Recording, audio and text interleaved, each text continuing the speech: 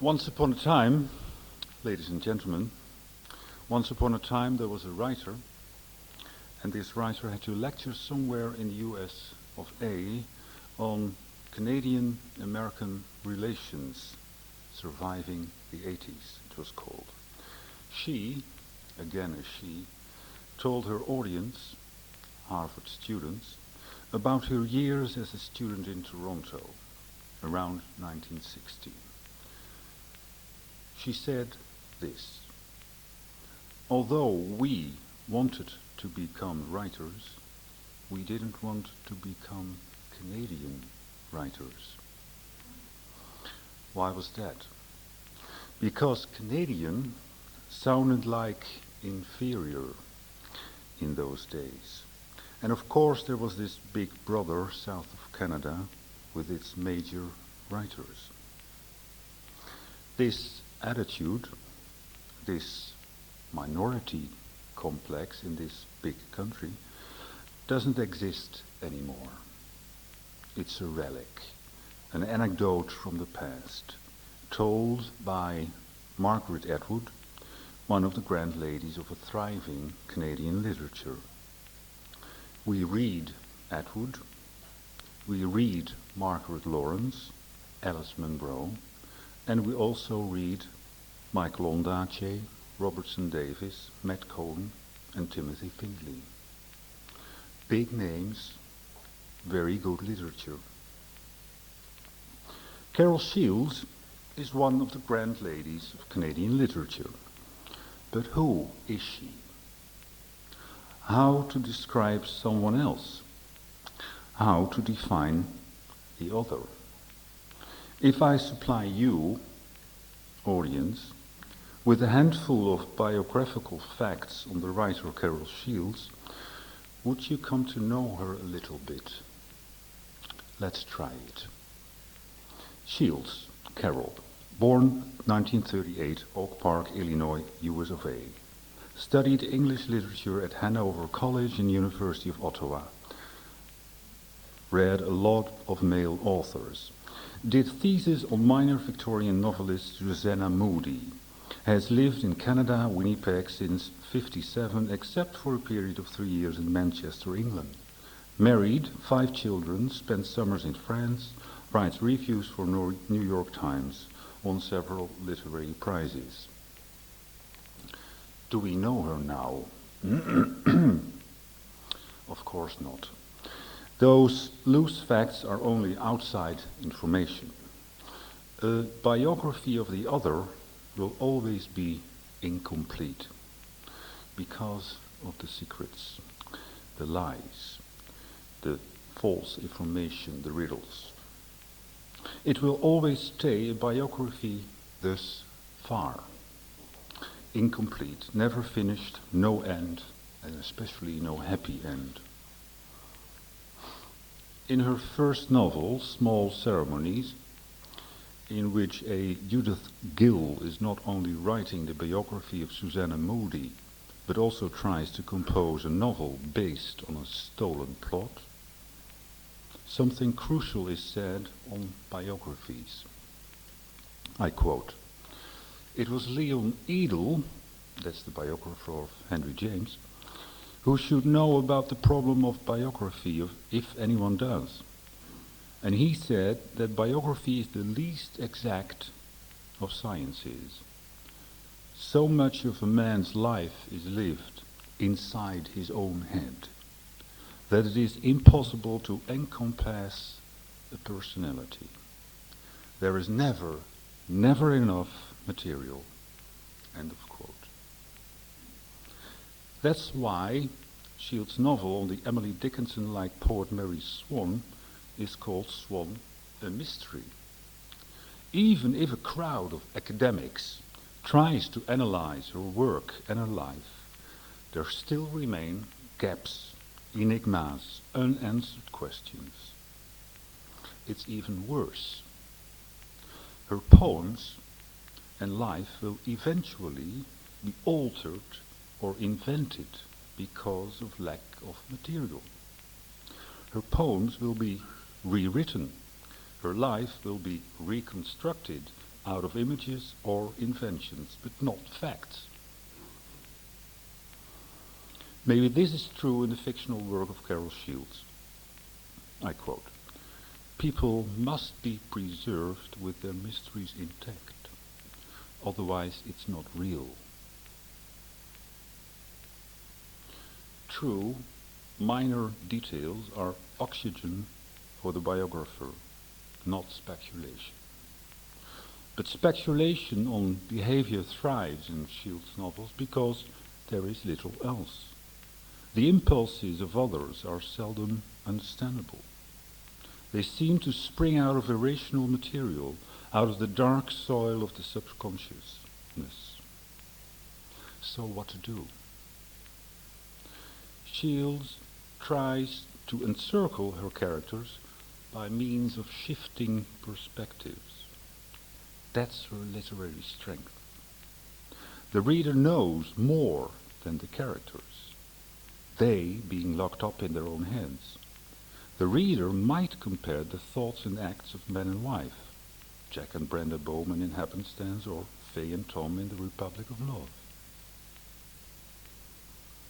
This age, this 20th century, ladies and gentlemen, seems to be the age of confessions and information. But is it? In Swann, a mystery, it becomes the age of secrets and disappearance. In the Stone Diaries, a novel in which Shields tries to write a biography of an ordinary woman living through the 20th century, the age of realism becomes the age of fiction. Here, Shields walks on the whorish field of biographical fiction. Quote, "Are the photographs real? Do they represent fictional characters or not? Where does reality ends and fantasy starts?" Don't expect an answer from the writer. She is playing a very serious game and we have to play along. But this she will say, that the story of others, say, the different angle, is necessary.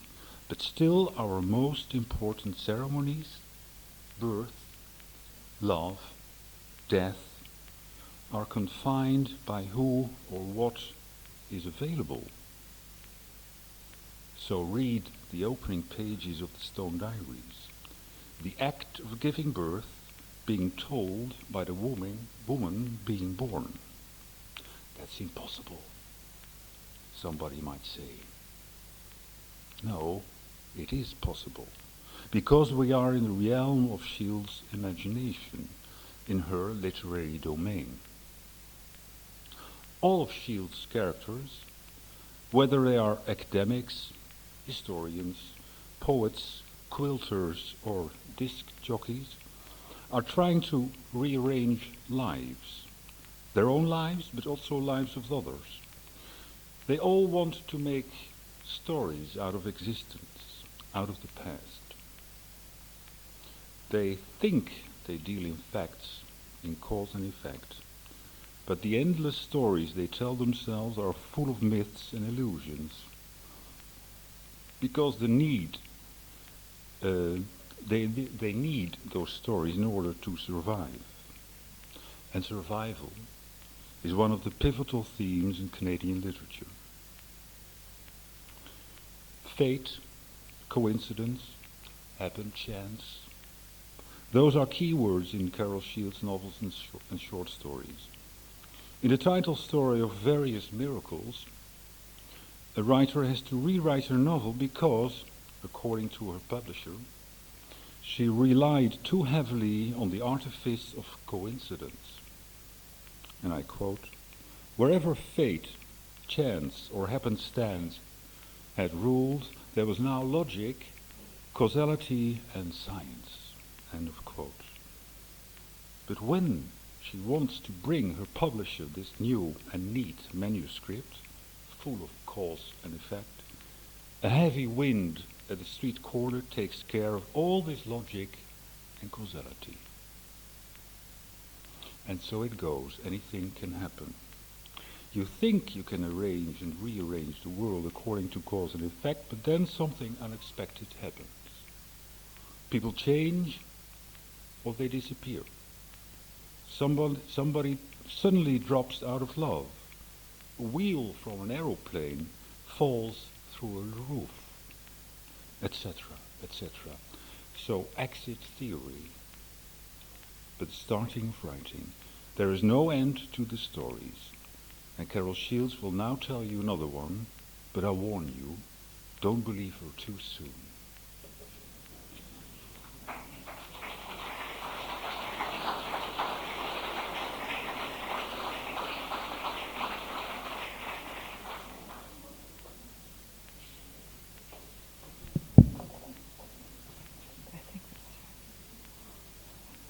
Good evening, ladies and gentlemen. First of all, let me say how happy I am to be a part of this very graceful assembly. I heard a little bit from Anne today about this lecture series, which is the prime lecture series in Europe, just celebrating its 10th anniversary, just about to be written up in the New York Times, and we all know that's a wonderful thing to happen. So it's wonderful to be a part of this. Gra, I want to thank you for that. I think that's the most sensitive introduction I've ever had. And this is a man who knows Canada. He has been to Saskatchewan. And he has been to Saskatchewan in January. He has been a friend to Canadian writing. I don't know if my friend Connie Steenan Marcuse is here tonight. Is she here? Oh, hello. Another friend to Canadian writing and a personal friend as well. Let me thank I feel very fortunate in my Dutch publisher, even if I cannot pronounce their name properly. I have tried. Zeus. Something like that.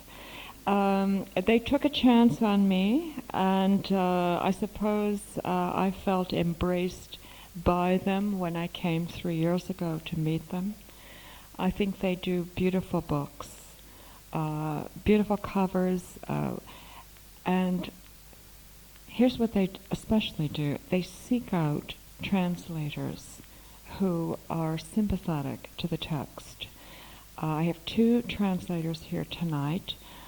Edith Van Dyke, Edith, do you want to stand up for a minute and be identified?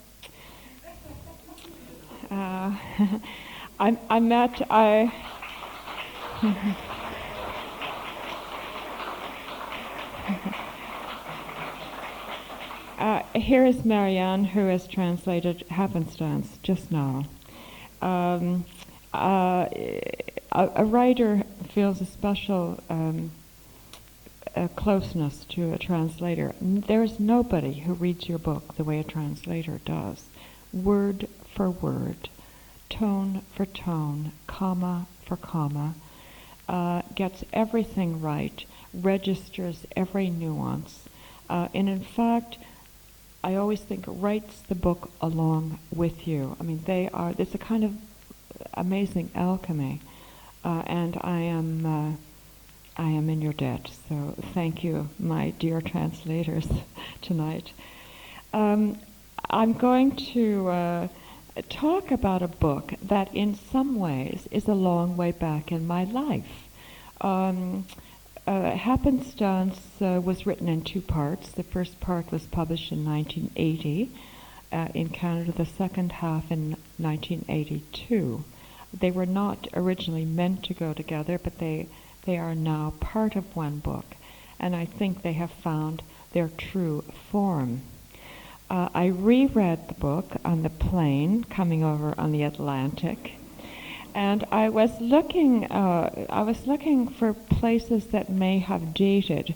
Now the book, I'll tell you, is about, I suppose, a continuing concern in my life, which is the relationship between men and women. That, you may not be surprised to hear, has not changed a bit. Marriage. This is a book about marriage, and it is as full of pitfalls as ever, I think. I realized when I reread it.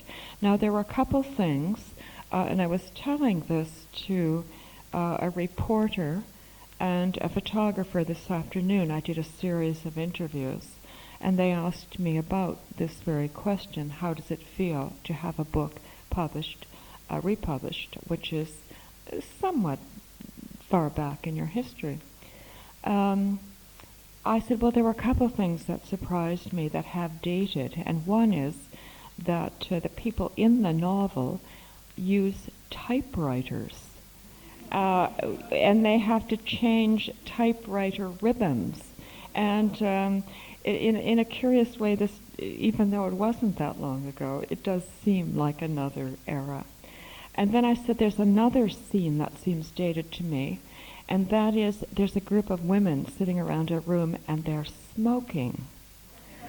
And I said, of course, people in North America don't smoke anymore. And the reporter looked at me and said, oh God, would you mind if I had a cigarette right now? And then the photographer said, well, I'd like one too. And so pretty soon we were in a blur of smoke, but we continued talking. So in some ways, as I say, the book is very close to me. Another question they asked me, and I guess I was hoping they would ask me this. I'm often asked whether I write about people I know, or whether I write about myself, how autobiographical, how close to my own bone marrow do I actually write. And of course, like all writers, I say, oh no, this has nothing to do with me, nothing to do with my life. I mean, don't you see that the heroine is a tall, dark-haired woman? She's not me. But in a curious way, this book, I feel closer to these two characters than I have to any of my other characters. My hero is Jack Bowman. He is an historian. He has a particular stance in life which is very close to mine. He is, like all historians, I feel, he stands outside of events, looking in. This is what a novelist does. Novelists do not generally take part in society. They stand back and watch it happen. And so I feel close to this man and the way he has positioned himself in life. I also feel very close to his wife, Brenda Bowman, and I didn't realize this when I was writing the novel. They always tell novelists not to let your right hand know what your left hand is doing. I'm sure you've heard this expression. But there are some times when your right hand doesn't know what your right hand is doing. And I realized when I finished this book that I was writing about a woman who, at the age of 40, realized that she was an artist. She was a quilt maker.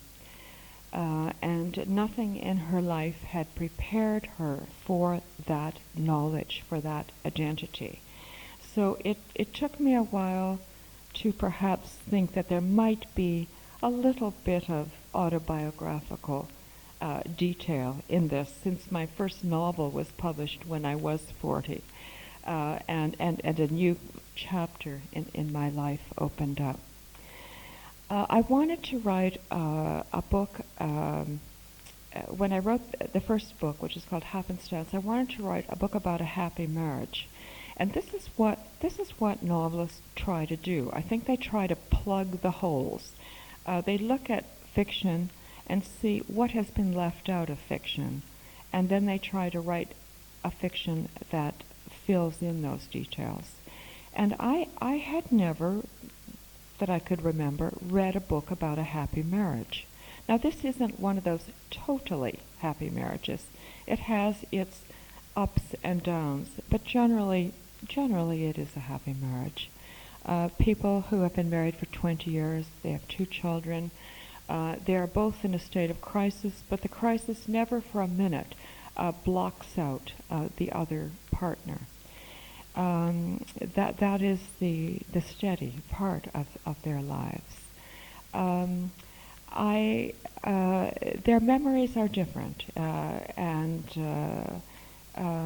their point of view, as Gara pointed out, their point of view is different.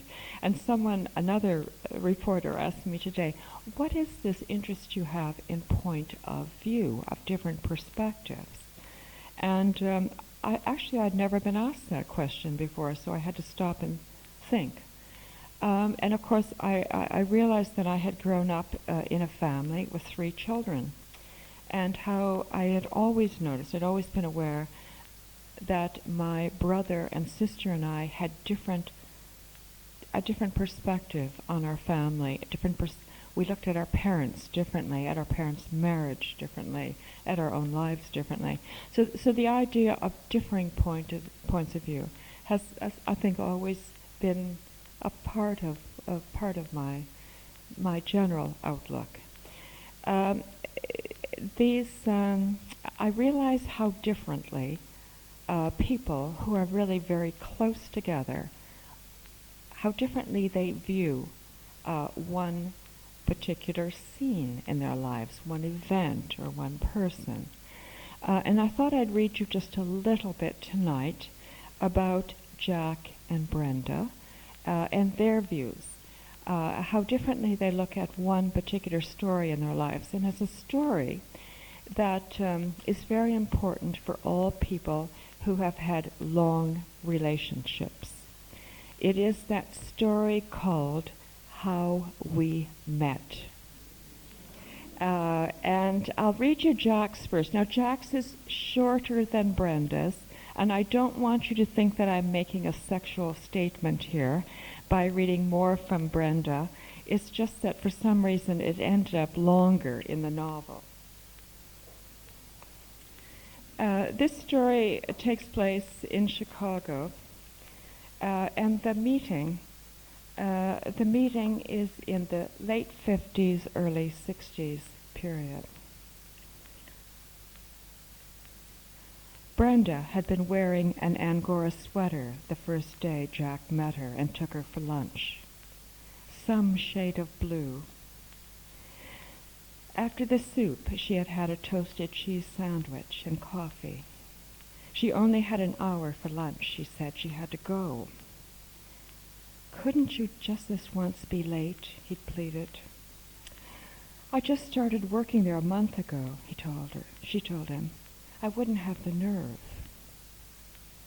We could order a bottle of wine, he said, feeling daring. She was already pulling her coat on. It was late March, a cold spring day. Wine for lunch isn't my cup of tea, she'd said, without a trace of irony, and he felt a small expansion of joy. Please. I'd love to, but I've got to go back, honestly. He'd walked her down Keeley Avenue to the institute where she worked. The sidewalks were covered with a gauze-like frost. At the entrance, she turned and shook hands with him. She was wearing mittens. Must have been the fashion then. The mittened hand in his, the soft wool touch of it, sprang a lever of love in his heart, a flare of happiness that left him dazed for weeks. All that winter he'd been going out with Harriet Post, a professor's daughter from Madison, Wisconsin, whom he'd met in his American Civilization seminar. Harriet of the springy nylon sweaters and straight A's. The first time he took her out, they'd gone to a movie called Wages of Fear. He'd walked her home to the apartment where she was living and kissed her chapped lips in the shadow of the front door. She had reached down, unzipped his pants, and slipped her hands inside, an event that had filled him with astonishment and joy. but that for sheer power was equaled by the weight of Brenda's mittened hand in his. He would have to choose. And he had chosen the prized and possible safety of his desire for Brenda. The ease of it had made it seem right.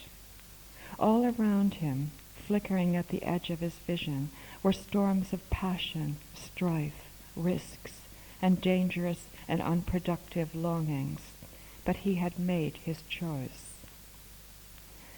The historical underpinnings of that choice had occasionally tormented him.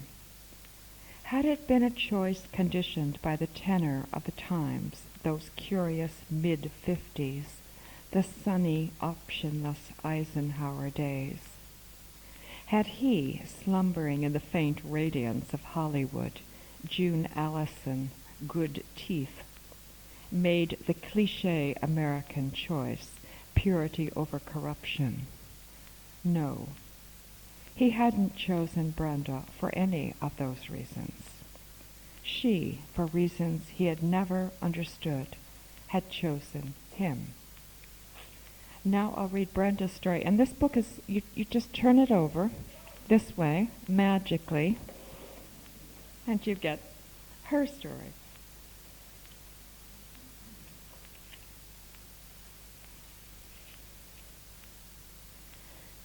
Brenda was 19 when she met Jack Bowman.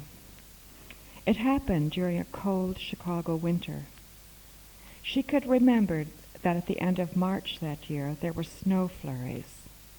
The snow off the lake carried with it particles of ice and dirt, and shook the coats of the young secretaries and office workers, lifting them unexpectedly as these young women descended from their buses in the early morning. Somehow Brenda had found a typing and filing job at the Great Lakes Institute on Keeley Avenue in the Loop. There had been an ad in the paper, experienced typist needed. In those days, Jack, a history major, was in his senior year at DePaul University and was doing his senior project on the French explorer La Salle. One morning in late March, he turned up at the Great Lakes Institute to look at an old survey map. Dr. Middleton, who was the boss, greeted him warmly enough, shaking his hands and expressing interest in the project. "We need young men like you in the field," he said, but was clearly anxious to have him off his hands. "Brenda Pulaski here. We'll look after you," he assured Jack. She unlocked a drawer and stepped aside. Jack began to extract maps, one at a time, taking care to hold them at the edges and not to bend them. She noticed that his plaid shirt was made of the kind of cotton flannel no one wore anymore. The cuffs were soft with wear, almost colorless, and the sight of them touched her deeply. "Here it is," he said, holding up a map. "Are you sure?" It seemed impossible that he could have found it so readily and in the first drawer he'd opened. "Absolutely. Here, you can tell by the markings on the bottom." She looked and saw a wavering line of unreadable script. "Oh," she said. "I really appreciate you helping me out like this," he said. She felt she should explain. It was pure luck, she said, that she'd opened the right drawer. She'd only been at the Institute for a month and had never been in the map room before. There was another girl, she explained, Rosemary, who usually looked after visitors. Before coming to work at the Institute, she'd worked at Commonwealth Edison, but it was so big, there were so many girls. She stopped. She was babbling. She could hear herself babbling, and was acutely aware of a small red cold sore on her upper lip. He was staring at her oddly, as though she were crazy. A bad beginning. Nevertheless, he asked her to lunch. "There's a place around the corner. It's Italian. Do you like Italian food?" "Oh, you mean Roberto's," she said. "I love Italian food. Last summer on payday we all—" But she stopped herself in time. She loved his face. even though it struck her as being overly wide and rather blank. This effect of blankness was false. He was at 21, waiting only to be unlocked. At Roberto's, remembering his worn shirt cuffs, she ordered vegetable soup, 35 cents, the cheapest thing on the menu, and a grilled cheese sandwich, and told him about how she'd found the job at the Institute, how nervous she'd been during the interview, how she'd almost spilled her tea in her lap. Oh, it was so funny, she said, almost believing it. His glance, which at first seemed withheld, opened an inch. He had wide, sleepy-looking eyes. She saw him taking in the blue curves of her Angora sweater, and saw something else which might have been surprise break over his face. How had she done this, surprised him like this? He told her about the explorer La Salle, and in a slow, thoughtful voice he admitted he had chosen the topic because a professor had suggested it. Not much work had been done on the topic. It was open territory, so to speak. His words had the quality of being chosen rather than spilled, and Brenda sensed a consciousness as carefully mapped as a coastline. Nevertheless, she felt she could say anything to him, even something shocking. His hands on his fork and knife carried the peculiar density of someone who was waiting to be shocked. "This is delicious," Brenda said, finishing her soup and starting on her grilled cheese sandwich. He wanted to order a bottle of wine. She looked at her watch. She was worried, she said, about being late, getting back to the Institute. "And beside," she added, "wine for lunch isn't my cup of tea." Or at least, this is what Jack, when he reminisces about their first meeting, claims, she said. She cannot imagine saying anything as witless as this. But she is not absolutely sure, and doesn't like to spoil what is one of Jack's favorite stories. A story which reflects badly on her, she thinks, but hints at an innocence she would like to claim. Thank you.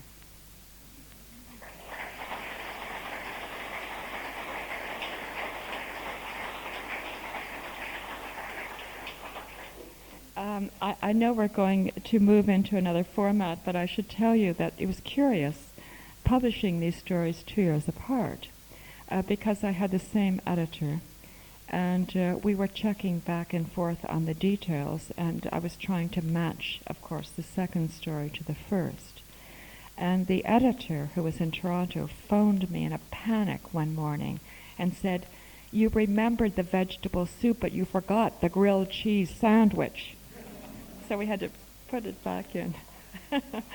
So it was a great pleasure writing the second story because it was like putting the pieces of the puzzle together, not perfectly, but at least as well as they would fit.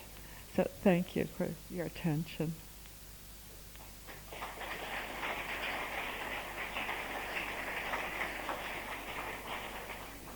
Ladies and gentlemen, there and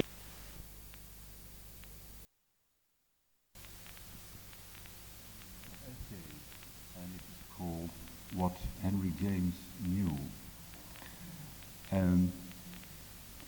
A writer, she says, has to care for the other, has to identify herself with friend and foe, king and farmer, child and grandfather. Without the metaphor of memory and history, we cannot imagine the lives of others. We cannot imagine how it is to be somebody else. The metaphor is the go-between, a generalization and a power to look into the heart or soul of the other, whether it's a man or a woman. And Joyce said, if we were suddenly somebody else, what would happen? Don't you think that this is the essential thing for a writer? Try to identify with the other. I think it is, actually. Is this working? Is this all right? Of course, I've heard this quotation from Cynthia Ozick, and I like it very much. Mm-hmm.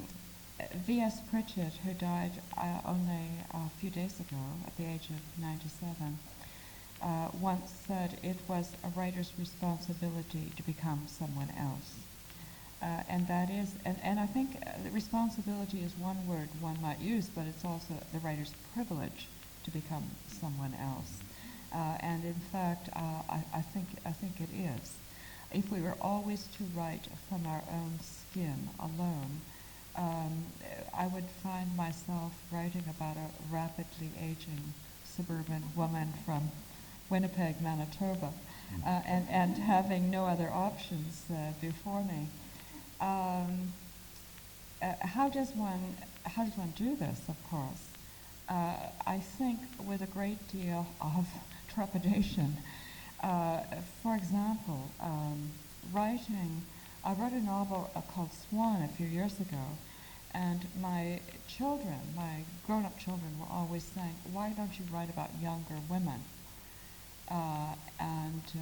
So I tried very hard to write about a 28-year-old woman, and I found that I had forgotten what it's like to be a 28-year-old woman, and I had to reimagine it, and I had to also get editorial advice from my daughters on this subject, which I welcomed, of course.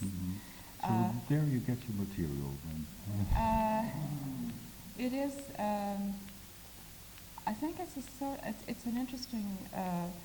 Having children or having a window on another generation helps you to get some of it right, but not all of it right. Changing gender, of course, is something else. I think it was Oscar Wilde who said, give a man a mask and he'll tell the truth. You could paraphrase that by saying, give a man a skirt and he'll tell the truth. In other words, I think there's something to be said for trying out other ages and other genders, and worrying less about authenticity, worrying less about not telling the untrue, than making a guess at it. And I suppose that's all we can do out of a combination of observation. We all know older people, we all know the other gender. A combination of observation and imagination. As far as gender goes, and I think this is something worth doing, even if you make a mistake, I think you can only go so far with this gender business. You can go a long way into trying to feel out what it may be like being a man. There's a sort of physiological problem that you cannot know, just as men cannot know what it is like to have a woman's body and give birth, etc., etc. But I think you can go a long way toward, and it seems to me it's a worthwhile project in a world which is already somewhat bitterly divided along gender lines. You wrote 3 sets of companion novels. It's not 2. The first set is Small Ceremonies in Box Garden, and the second is Happenstance, and I think the third is The Republic of Love, because also there are 2 points of views in this book. You can separate them, and you can put them together in one book. How did that start, to write companion novels? Because that's not the usual way it goes. I don't know. I think I just like things tidy and balanced. come into my kitchen. Look in my kitchen drawers. Yes. We have the knives and the forks. I'm now talking to the writer. Huh? Yes.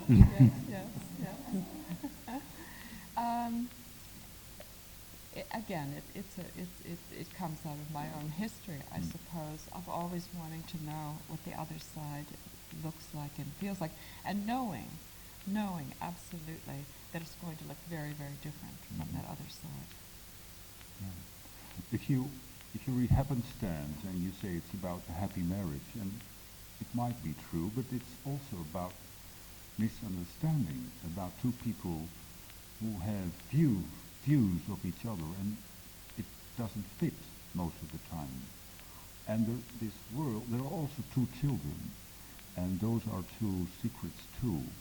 One child, the boy, is refusing to eat for a week, and the other, the girl, is, well, she's a very vague figure in the background because of the point of view of the father, who's very forgetful.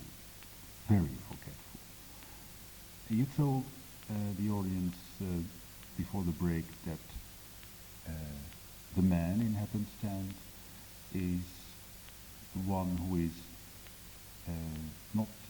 not taking part in society. He's at the margin. He looks at things, but he's not active in history. And then you said, well, that's what a novelist should do too. Not take part, but see it happen. Do you really mean that? I think this is. I think we can actually track this right back in our literary history, all the way straight back to Ulysses, for example, where we have a hero, a picaresque hero, someone who is maimed in one way or another, orphaned in one way or another, someone who travels homeless from port to port, someone who does not affect change where he goes, a typical picaresque hero. And this has been the hero of literature, I think, right from the Greeks. And if this is true, then I think that we can assume that those who keep our narratives, society's narratives, who keep track of them and who tell them, that they are also outsiders. Similarly, I suppose you could call them socially unfinished people on the outside. And of course it's always a question, what happens to the narratives from the inside of society? Who keeps those? I think that our fictions, our narrative record, generally has been kept by people who are outsiders. I do agree. Do you? Because most outsiders can be very dangerous because most of the time they have a distant look and they can see more than the people who are in it, I think. I have a quote, I found a quote quite surprisingly by Susanna Moody on the essence of Canadian existence. And the essence is the paradox of a vast empty space and the lack of privacy. That's the paradox. And Northrop Frye said, well, in this vast empty space there is no protection against the prying eye. What do you think about this paradoxal, this definition by Susanna Moody, about whom you wrote a thesis? Yes. Maybe I should tell you, for those of you who don't know who Susanna Moody is, she is a 19th century Canadian pioneer, came from England, a gentle woman, lived in the outback of Canada, and she wasn't a great writer, but she was for many years our only writer. She wrote 2 books about Canada and a number of absolutely execrable novels that nobody reads anymore, but the Canadian books are very interesting. Well, Canada's a funny country. I think we have, I think we have one of the sparsest populations in the world. We have loads of space. But in fact, we're not scattered all over that space. We pretty well huddle in urban groups. And even in Susanna Moody's day, people were starting to huddle. We live pretty close to each other. We have a very small population compared to the United States.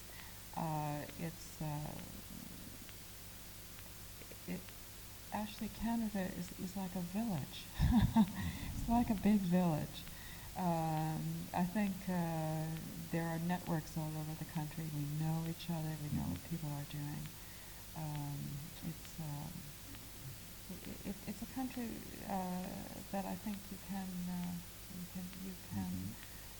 not keep all your secrets in.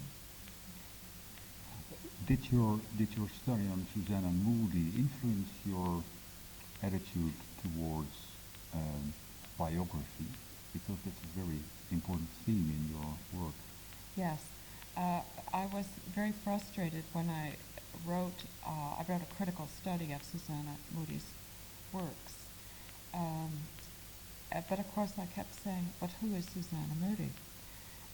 What do we know about this woman? She left a few letters. In fact, more of them have been found in recent years. Very few traces. It has been said about certain people that they live a life in avoidance of biography. And no one has written Susanna Moody's biography, I think because of this lack of a well-kept record. And probably won't. So my interest, yes, it started with Susanna Moody. I would love to have written a biography, but instead of that, what happened was when I finished the thesis, I had a lot of material left over, and it was the most interesting material, and it was conjectural material, and of course I could not put this into a thesis. But being my mother's daughter, my mother never threw out even half a cup of canned peas. It was all kept for the next day. I thought, what can I do with this material? And so my first novel was about a woman who was writing a biography of Susanna Moody, and who suffered very much the same kind of pain that I did, because I could not get close to who that woman really was. She was also a woman who wrote in very elaborate Victorian phrases. So you see, you always saw her through a sheet of gauze. You could not really get close to her. But Mary Swann, did your study on Susanna Moody inspire you to write Swann, the mystery? Well, yes. Well, not only it inspired me more directly than that, and here's the story. When I was doing my thesis on Susanna Moody, I read all those terrible old novels that she wrote. They were, we call them Harlequin romance novels. I don't know what you call them here. They were the trash literature of the day. Threepenny novels. Threepenny novels. So in fact, there were thousands of them printed, but none of them kept, except for a few. And I found them at the University of Western Ontario. And I was at the University of Ottawa, and so I got these books through interlibrary loan. I read them all, suffered through them all, and sent them back. And then just before my thesis defense, I panicked, as students are wont to do, and I sent for them again so I could have one last look at them. And I got a message back saying, all the Susanna Moody material has disappeared. That was where I got the idea for this Swann Symposium. Oh, that's a beautiful idea then. Yes. Thank you, reality. Yes, thanks to reality. I kept that little piece in my mind. And about that same time, I happened to be listening to the radio one morning, and there was an interview with a young economist. And this young man, for his research project, had decided to corner the market on Mexican jumping beans, the world market. And he did. And I realized that if you chose a small enough commodity, and that must be one of the smallest ones in here, that you could corner the market on anything. Mm-hmm. So those two ideas came together when I came to write Swann. It was a very difficult book for me to write because I was trying to do something very particular. I wanted to write about two mysteries, and one was a large mystery and one was a small mystery. Now the small mystery was the one about the disappearing manuscripts and about the cornering of the market and so on. And the big mystery is the one that interested me then and continues to interest me, and it is this question about who makes art. How does art come from common clay? How do ordinary mortals make immortal art? I've never understood this. And I wanted this big mystery to interact with a little mystery, like a set of gears, and go around like that. And it took me a while to kind of figure out just how to do that. But that was the intent of the book. But Mary Swann is an invention. Mary Swann's an invention. She's an example, I suppose, of common clay. She was an uneducated housewife poet who wrote eccentric but wonderful poetry. Now, of course, this presented a problem to me as a writer because I'm a poet, but I'm not an exceptional poet. I'm just sort of an ordinary poet. So I had to keep supplying a few lines of this poetry, and then I would have to say, of course, these are not her best lines. That's very comfortable to say, yeah. Because Actually, those lines disappeared, of course. Yes, those lines disappeared. Actually, the person who translated the poetry in Swann is also here tonight, and I did not have a chance to. Is she still here? I did not have a chance to. Do you want to just identify yourself? Because this was a very particular act of translation, I think. Translating poetry and keeping the rhythm and this was rhymed poetry, keeping the rhyme and so on, and taking it from English and putting it into Dutch. This is really amazing transformations. I'm very grateful. Thank you. Another interesting theme or form in your work is the letters. All of your books have letters in it. If we, the Stone Diaries, for instance, there is a row of letters, and in those letters you try to portray the protagonist in a specific part of her life. It's a series of letters when she is writing for the Garden magazine. What is so attractive to writing letters in your novels? To hide and mask, of course. Yes, but also to reveal. I have a section, a whole chapter of letters, as Gal said, but none from Daisy herself. They're only written to her, and they're meant, I suppose, to form a kind of profile of who she is. I think I can only say that I am a letter-writing creature, and I suppose this is like saying, I do 14th century folk dancing. It's such an old-fashioned pastime, being a correspondent, but there are still a few of us who do it, and a few of us who do it every day, and for whom it is a daily joy. Well, the novel started with a letter. Yes. So it seems natural to me to include letters in text. And just to go back to Susanna Moodie, for example, if you can put up with this a little longer, When I wrote the thesis, I didn't know, as I say, there wasn't much biographical detail, and I didn't know much about Susanna Moodie. About 4 or 5 years later, a big case of letters was found in an Ottawa home in an attic, and it contained the letters of Susanna Moodie, which were since published.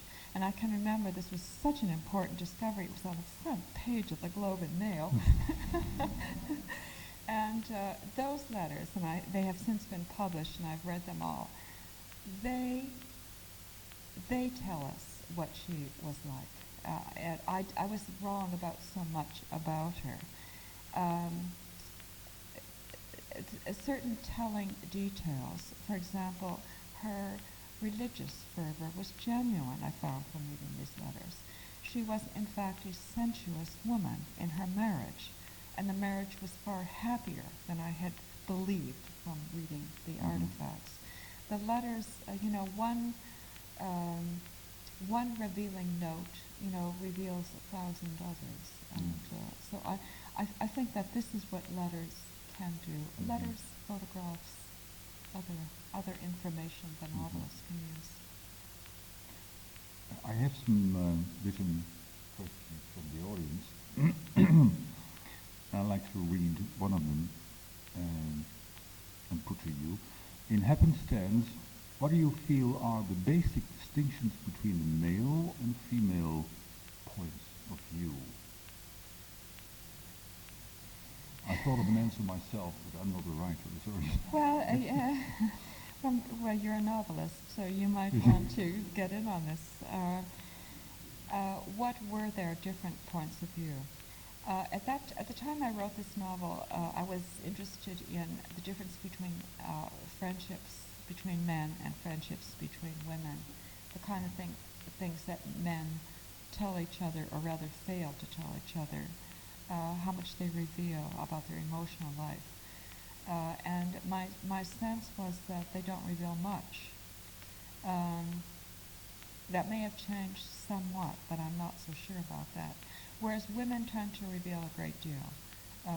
Women, even strangers meeting within 5 minutes, can be quite revelatory about their emotional lives and willing to take those kind of risks. So I wrote quite a bit about that. Was it a satire to write about the friendship between Jack and his friend, meeting every Friday in this Italian restaurant? Because they talk about anything, history, all very scientific subjects, French philosophers, etc., etc., but not their feelings. No, yes, it's a kind of a formalized arrangement where they choose a topic for the year, the two men, and they sit down. No, I didn't mean it as a satire at all. I actually had heard about two men who did this, and two Frenchmen, and I thought it was a wonderful thing for men to do, or for women to do, for that matter. And of course, we can't really talk about philosophy, history, we can't even talk about cars and sports and the things that men are supposed to talk about without some personal emotion coming through. In a way, it may be that men use these topics, these assigned topics, as a sort of metaphor for more intimate speech. I'm not sure. It's only a hopeful theory. What I thought was quite attractive in the novel that the male has a certain view on his wife on what her historical sense is, and he thinks she lacks it. Yes. She lacks a historical sense. Yes. But when we read the female part, Yes. then it's not true. No. She has a very conscious sense of history. Yes. Her sense of history is a little different from his. Oh yeah. It's not as finely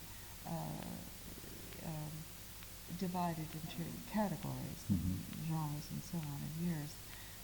But it is a sense, a generalized sense of tradition and the past.